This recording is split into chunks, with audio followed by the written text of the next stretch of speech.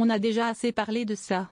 Ce dimanche 4 mai, le patron des socialistes, Olivier Faure, est revenu sur la friture sur la ligne entre lui et l'un des porte-parole du parti, le député de l'Essonne Jérôme Guedj, par 2 occasions, à l'hommage à Aboubacar Cissé tué dans le Gard, puis le 1er mai, le député a été chahuté. Je viens d'appeler les témoins et victimes de l'agression des Black Blocs à Paris, avait écrit sur X le premier secrétaire Olivier Faure le 1er mai après des heures impliquant notamment le député. Hélas non, Olivier Faure. Pas un appel ni hier ni depuis dimanche pour le porte-parole du PS que je suis.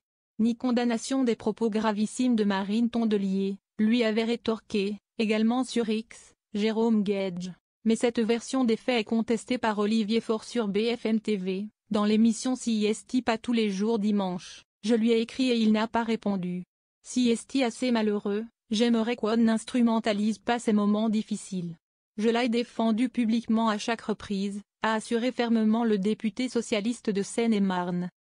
Pourquoi dans ces 2 situations, le député socialiste a-t-il été pris pour cible?